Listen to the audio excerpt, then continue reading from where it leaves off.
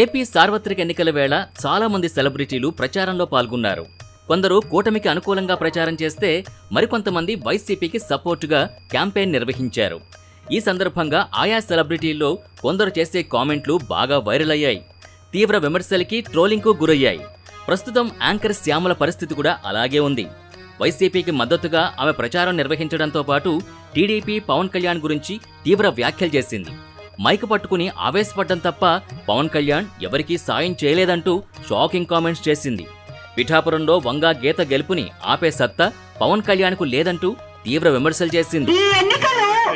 ఒక పార్టీకి ఇంకో పార్టీకి కాదు, ఒక నాయకుడికి ఇంకో నాయకుడికి కాదు, ఇది ఒక పేదవాడికి ఒక ధనికుడికి మధ్య జరిగేటువంటి ఒక ఎన్నికలు.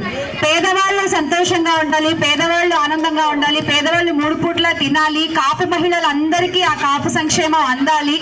పేదవాడి గురించి ఆలోచించి చేసినటువంటి ఒక నాయకుడు మన జగన్ అన్న.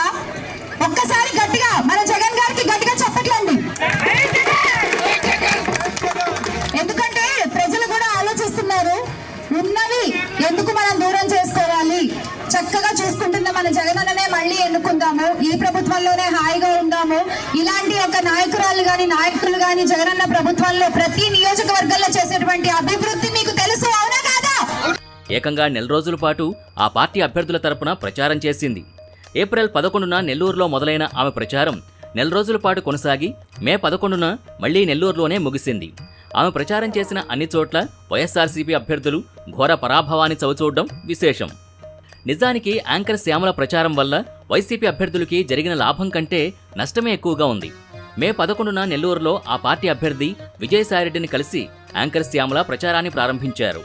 అక్కడి నుంచి వైజాగ్ ఈస్ట్, వెస్టులో అవంతి శ్రీనివాస్, బొత్స ఝాన్సీ గెలుపుని కాంక్షిస్తూ క్యాంపెయిన్ చేసింది.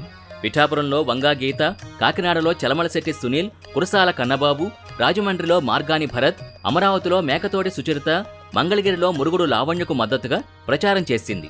విజయవాడ ఈస్టులో దేవినేని అవినాష్, విజయవాడ వెస్టులో కేసినేని శ్వేత, గుడివాడలో కొడాలి నాని, మైలవరంలో తిరుపతిరావు, పెదకూరపాడులో నంబూరి శంకర్రావు, సత్తెనపల్లిలో అంబటి రాంబాబు, మచిలీపట్నంలో పేర్ని నాని, పేర్ని కిట్టు, పొన్నూరులో అంబటి మురళి, గుంటూరులో కిలారి రోసయ్య, చిత్తూరులో విజయానంద్, నెల్లూరులో విజయసాయిరెడ్డి తరపున ప్రచారం చేసింది. ఆమె ప్రచారం చేసిన అన్ని చోట్ల ఫ్యాన్ పార్టీ అభ్యర్థులు ఘోర పరాజయం పాలయ్యారు. దీంతో ఆమెను ఐరన్ లెగ్ అని కామెంట్లు చేస్తున్నారు. ఎన్నికల ప్రచారం వేళ కూటమిపై తీవ్రస్థాయిలో విరుచుకుపడిన యాంకర్ శ్యామల ఎన్నికల ఫలితాల తర్వాత సైలెంట్ అయిపోయింది. ఈ నేపథ్యంలోనే కూటమి మద్దతుదారులు, నెటిజన్లు ఆమెని ఓ రేంజ్లో ట్రోల్ చేస్తున్నారు. శ్యామల గత వీడియోల్ని షేర్ చేస్తూ దారుణంగా కామెంట్స్ చేస్తున్నారు. అయితే ఈ ట్రోల్స్ పై శ్యామల ఇంకా ఎలాంటి స్పందన వ్యక్తం చేయలేదు. అసలు ఆమె ఫోన్ స్విచ్ ఆఫ్ చేసేసి మీడియాకు అందుబాటులో లేకుండా వెళ్లిపోయింది.